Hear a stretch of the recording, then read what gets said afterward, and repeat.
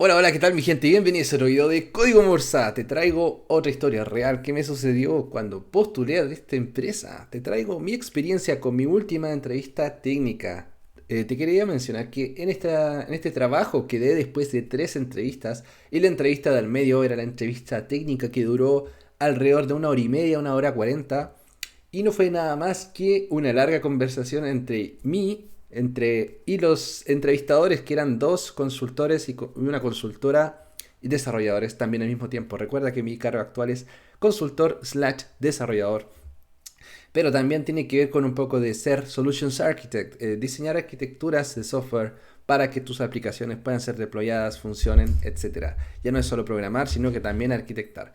Gente, te voy a explicar toda la historia con detalle y si te está gustando este tipo de contenido no te olvides de darle un gran me gusta a este video, compártelo con toda tu gente que se interesa en programación, en software, en Java también. Y no te olvides de comentar acá abajo qué cosas te parecen interesantes o si sabes qué es arquitectar software. Sigamos, te voy a contar la historia, gente. Y para contártela hice unos dibujitos acá en Scully Draw, una página muy genial para hacer estos esquemas. Tenemos a Carla, que es una consultora slash desarrolladora, y también tenemos a Tomás, que es el cliente. Quiere una solución y Tomás le pidió a Carla, oye, quiero una página web, necesito una página web. Y la primera arquitectura que se le vino a Carla a la cabeza es esta. Una arquitectura típica, acá para que no se tape la cámara, muy bien. Una arquitectura típica para servir páginas estáticas de una forma serverless, baratísimo, sin pagar un servidor, sino que simplemente subimos archivos estáticos HTML, JS, JavaScript en serio, o sea, en realidad, y CSS a nuestro S3 bucket y después lo servimos por un Cloud Delivery Content, se llama Content Delivery Network, un CDN. CloudFront es uno de los tantos CDNs que hay, está también Cloudflare. Y finalmente necesitamos ponerle un alias a esta página, ¿cierto? Un alias, o sea, un dominio en realidad, no un alias necesariamente, con un servidor DNS y para eso Amazon te ofrece Route 53, pero tú puedes usar otros, incluso puedes servirlo en tu propio computador. Muy bien, gente. Pero esta fue la primera arquitectura que tuve en la cabeza, una arquitectura barata, escala serverless, o sea, no teníamos que provisionar máquinas. Pero después hay que siempre conversar con el cliente, sacar la mayor información posible de él, por qué, o de ella, por qué. Puede que aparezcan detalles. Por ejemplo, el cliente ahora nos dijo, en realidad yo quiero crear no una página web, sino que una aplicación B2B, o sea, business to business, va a ser consumida por otras empresas y va a ser de data processing. O sea, no va a tener interfaz, sino que va a ser Carla dice, a lo mejor es una REST API. Es una REST API, entonces, ¿cómo podríamos modelar una REST API? Ahora, un esquema simplecito en AWS, y de hecho ni siquiera pensemos en AWS ahora, porque para concipar una REST API hay que pensar en elementos fundamentales que van más allá de detalles de implementación, de en qué máquina poner esto. Hablemos de los conceptos de una REST API. Es una interfaz que ya lo he explicado en mi video de REST API, si no lo has visto te lo dejo acá, ahí. Y que normalmente se conectan a base de datos. Pueden haber REST API sin base de datos porque no pueden que simplemente hagan cálculos con los parámetros de entrada y los devuelvan. Pero ya, esta es una muy clásica con base de datos. Y que tenemos acá, tú sabes, las REST APIs tienen verbos: get, post, put, delete, patch y otros más. Pero esos son los 4 o los 5 más famosos. Cuando uno diseña una REST API, tiene que entender primero qué es lo que queremos consumir en la REST API, qué queremos devolver al cliente. Y en este caso estamos hablando de un cliente que consume la REST API, que puede ser otros programadores, otras páginas web, otras aplicaciones, y en este caso van a ser otras empresas porque es una API B2B, business to business. Entonces, acuérdense, podemos definir REST APIs con path params que están en la ruta. El body puede ser un response, por ejemplo. El response puede ser un JSON con información. Por ejemplo, si estamos en una aplicación de procesamiento de órdenes, de compra, tenemos productos, pan, huevos en una lista, etcétera. Y también podemos crear posts, donde el body también puede ser enviado a ser servido en un formato JSON. Entonces, estos son detalles que se tienen que aclarar antes de empezar a levantar arquitectura, antes de ni siquiera programar. Acá no estamos programando, estamos diseñando cosas que se tienen que hacer mucho antes, porque esto es lo que va a influir en lo que va a ir en tu código. Tú, cuando diseñas y arquitectas una aplicación, tienes que partir de muy atrás. tienes que conversar con el cliente y iterar varias veces, tener una idea clara antes de empezar a meter las manos al código o de crear servidores en AWS.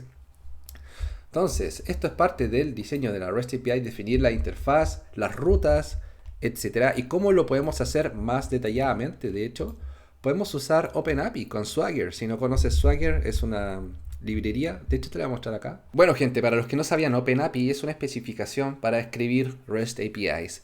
Es un estándar y se puede implementar de varias formas. Swagger es una de sus implementaciones y lo podemos usar, de hecho, en Spring Boot. Acá está la descripción del estándar. Lo pueden encontrar acá, voy a dejar el link en la descripción. Pero Spring Boot tiene una librería que te permite hacer esto. De hecho, la librería está por acá. Esta es Spring Doc OpenAPI UI. De hecho, te permite crear una UI a partir de la descripción de las rutas de tu REST API.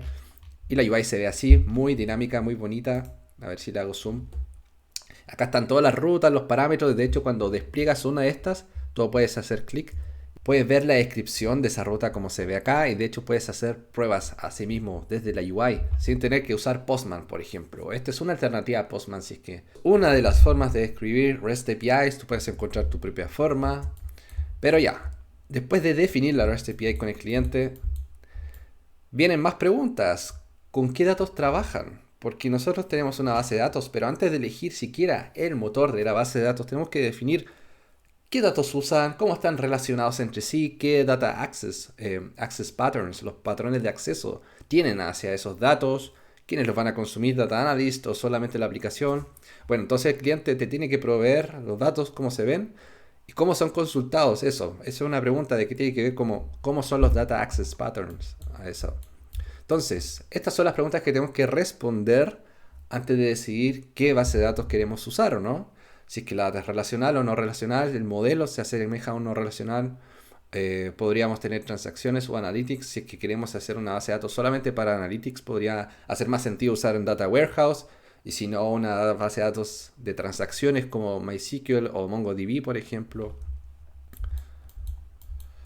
Y finalmente, y después de responder esas preguntas, sale que en este caso particular, recuerden que estamos contando un ejemplo, Carla decide, sí, en este caso no es necesario usar data relacional, entonces vamos a usar DynamoDB, que es una base de datos serverless, NoSQL, y de hecho es mucho más barata que AuroraDB o RDS. Entonces salimos ganando por dos porque ganamos dinero en ahorrar, no en una base de datos pesadísima, sino que también podemos tener esquemas sencillos porque no necesitamos las relaciones. Recuérdense, las bases de datos relacionales son súper poderosas en cuanto a consultas, te permiten hacer joins, wheres, con muchas cosas complejas que con la NoSQL los tienes que hacer tú en el lado del servidor, pero tiene un costo extra que es computación. Los servidores de base de datos relacionales como RDS son más caros. Esta es la arquitectura que ahora Carla tiene en mente con la información que tenemos hasta ahora.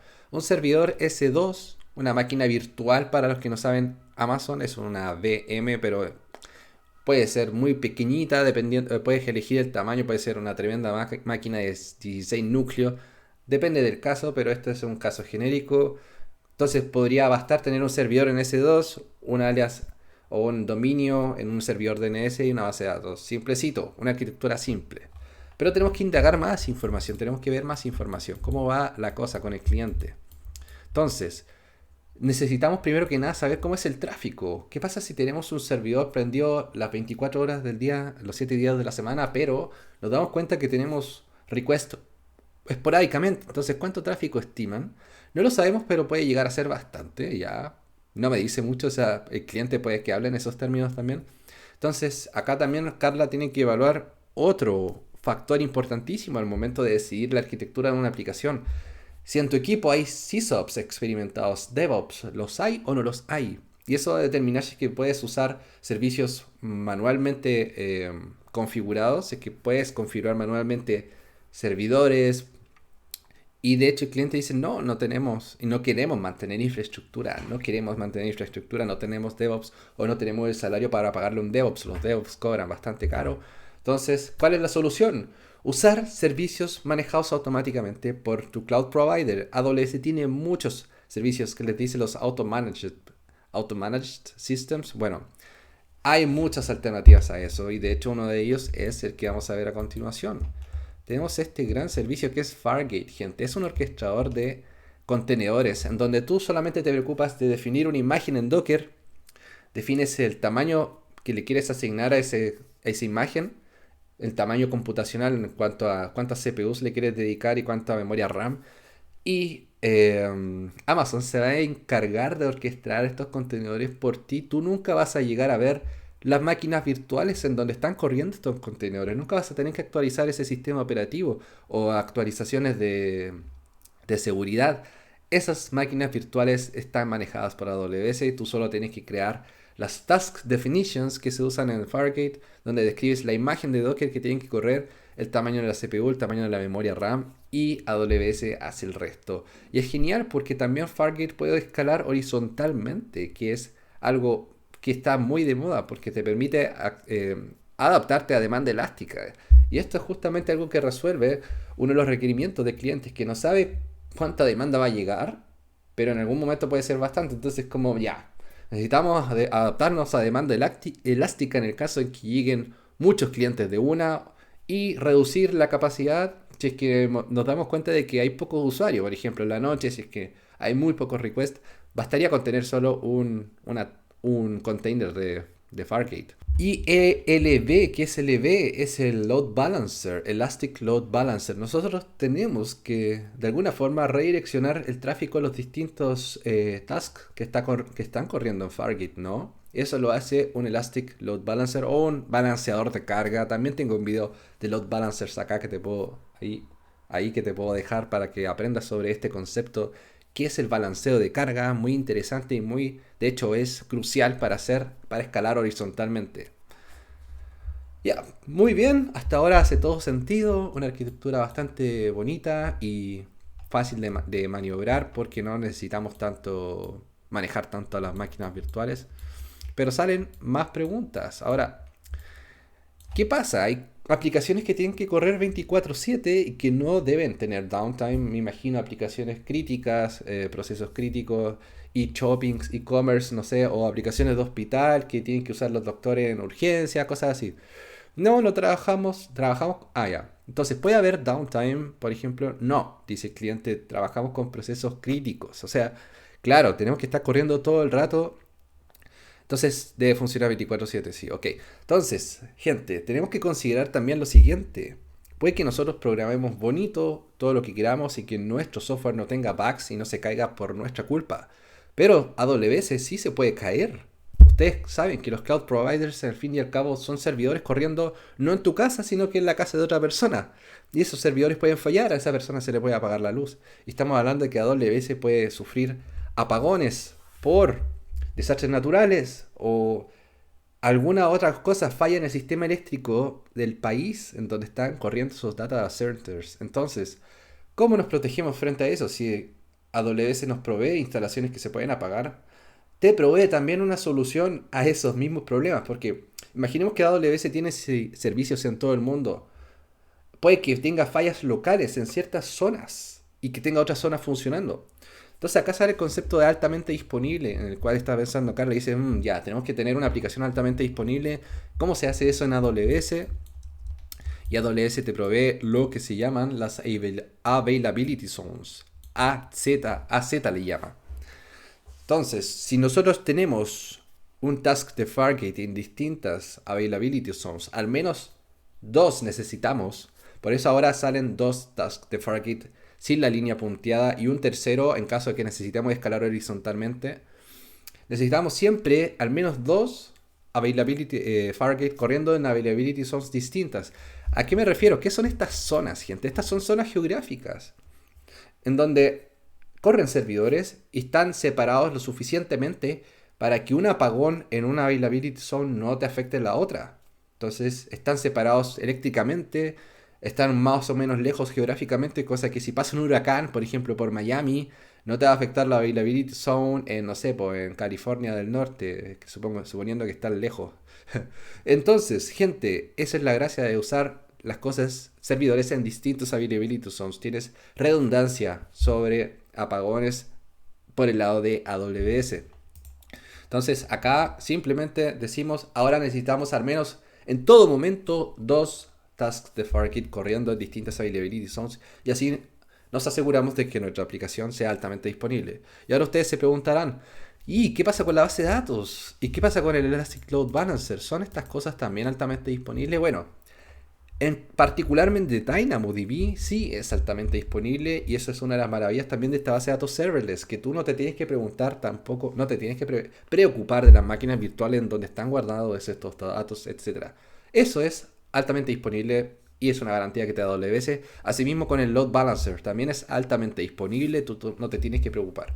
Y bueno, los servidores DNS, Route 53 creo que también es altamente disponible, ahí no estoy tan seguro. Pero sí, diría que también es altamente disponible. Entonces, al final te tienes que preocupar más que nada de dónde está corriendo el código en este caso en particular. Y ya sabemos que Fargate te permite esa posibilidad. Muy bien, tenemos la alta disponibilidad en nuestra mente, la arquitectamos bien, estamos muy bien, nos estamos acercando a la solución final. Y te recuerdo, si te está gustando esta historia, no olvides darle me gusta, comenta, suscríbete, comparte el link.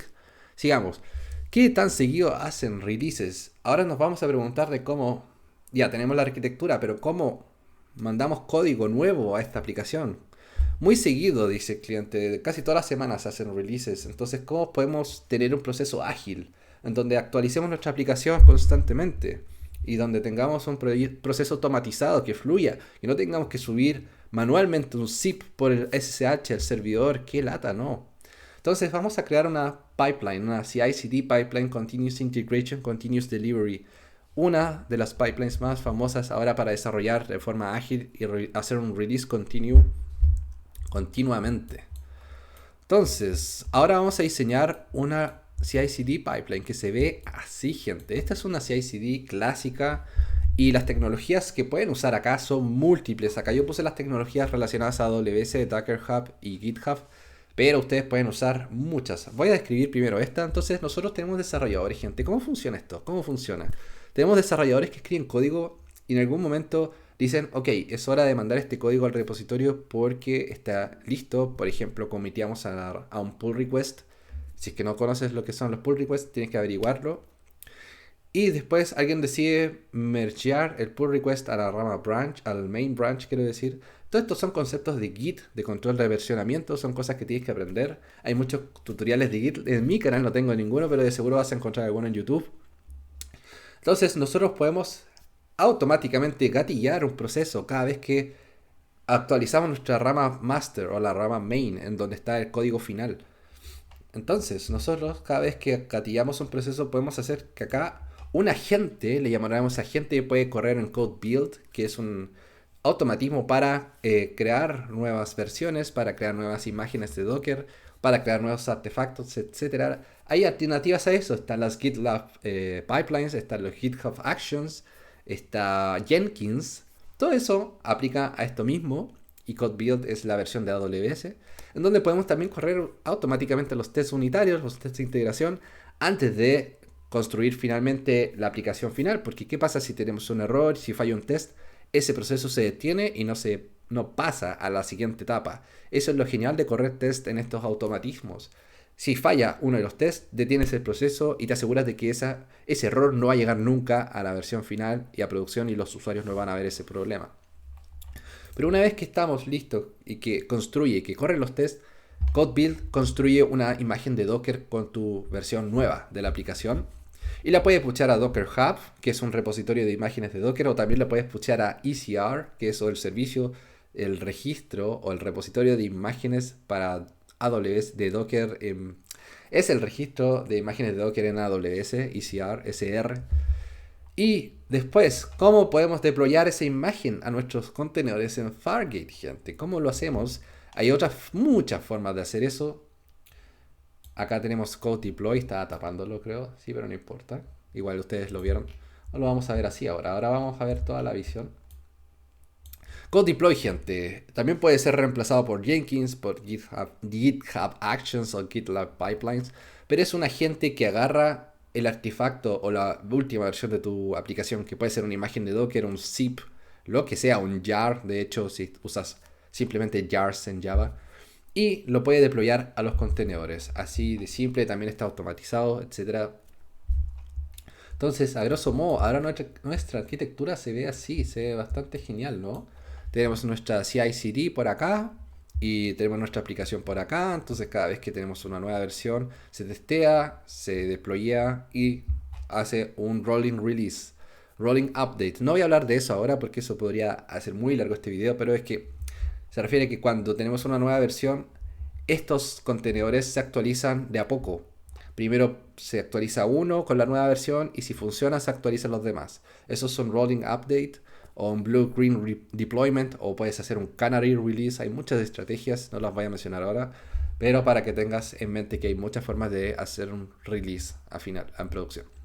Muy bien, sigamos avanzando. Estamos casi llegando a nuestra arquitectura final, pero salen más preguntas, salen más preguntas. Por ejemplo, queremos probar funcionalidades antes del deploy. Nos gustaría tener un ambiente de test, nos dice el cliente. Claro, porque ¿qué pasa si estamos probando un nuevo feature, una nueva característica que queremos agregarle a la aplicación, pero nos, gust- nos gustaría mostrárselo a otras personas antes de que sea oficial, antes de que llegue a la versión final?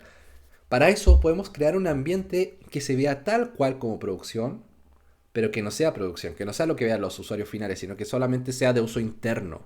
Y eso es lo que llamamos ambiente de test. Entonces, ahora lo que va a hacer Carla es duplicar nuestra arquitectura.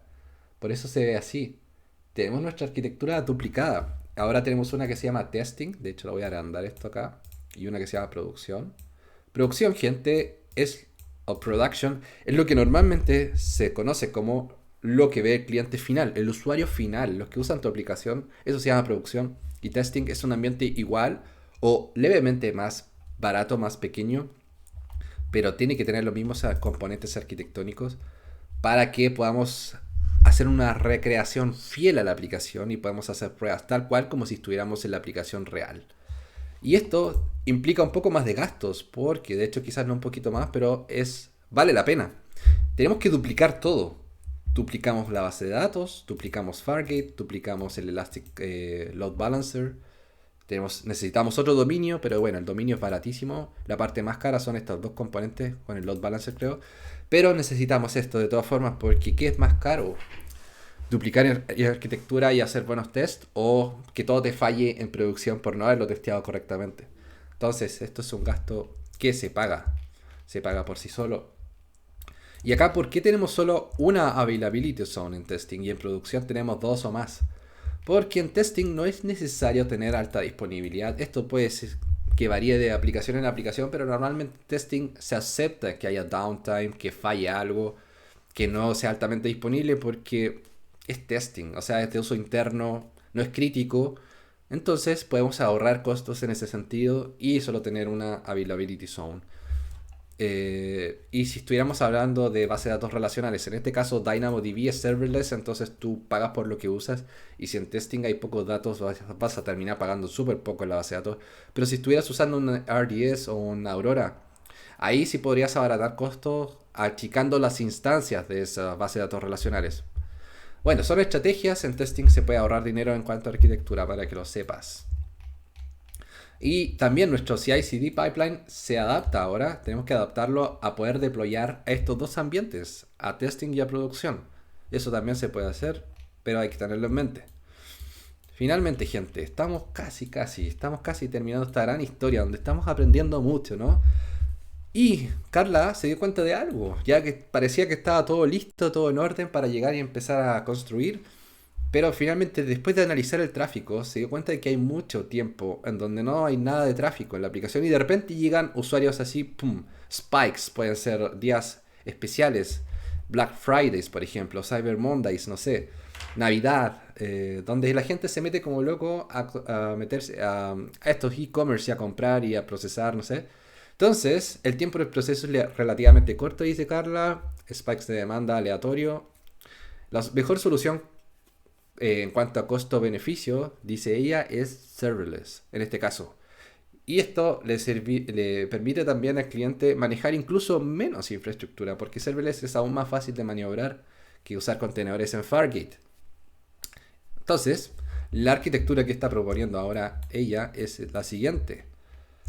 Tenemos, igual que antes, nuestros ambientes de prueba y producción, pero hay un cambio. Vamos a nuestro ambiente de producción. ¿Cuál es el cambio? Es que ahora en vez de usar Fargate, vamos a estar usando lambdas. Sí, son una abstracción más arriba. Ni siquiera te tienes que preocupar del contenedor ni de construir imágenes de Docker. Aunque también puedes correr imágenes de Docker en Lambda, pero no es el propósito normal. Lambda corre código y listo. No te tienes que preocupar de provisionar máquinas virtuales, etcétera. Es súper fácil el concepto. Y API Gateway, en vez de usar ahora un load balancer, simplemente usas un API Gateway. El concepto es, no sé cómo explicarlo bien, pero es un lugar en donde recibes rutas HTTP y API Gateway lo redirecciona hacia donde tú quieras y se puede integrar con lambdas, también con EC2 o con otras cosas, incluso con Fargate también. Pero este combo es súper común porque API Gateway también es serverless, es súper fácil de usar y solo defines rutas básicamente con los parámetros que puede consumir y se lo mandas a otra cosa que puede ser lambda, lo que sea. Entonces, este es el combo serverless súper clásico. De hecho, estos tres, el trío, ¿cómo se dice? Este es el trío emblemático de serverless en AWS. API Gateway, Lambda y DynamoDB. Los tres escalan horizontalmente. O sea, de hecho, escalan así, ni siquiera te tienes que preocupar de provisionar recursos. Y si no tienes tráfico alguno, no pagas nada. Eso es lo mejor de todo. Porque pueden escalar a cero. Ese concepto de puede escalar a cero, puede escalar hacia no tener nada. De hecho, literalmente nada. Y no pagas. Pagas por uso. Entonces en testing también la arquitectura es igual. Y ahora, ¿qué pasa con la alta disponibilidad del lambda? ¿Son las lambdas altamente disponibles? Así es, las lambdas son altamente disponibles, así que ni siquiera me tengo que preocupar tampoco de tener cosas en distintas availability zones. Esta arquitectura serverless es altamente disponible, puedo pagar nada si es que no está siendo usada, etc. Y eso fue todo, si no me equivoco, eso era todo, gente.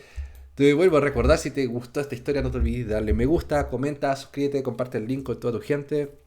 Voy a seguir contando este tipo de historias. Me dicen si les gustó el formato, si les gustaron las caricaturas, también lo pueden escribir acá abajo. Y en base a lo que me dicen, voy a ir pensando más historias en el futuro. Nos vemos en el siguiente video.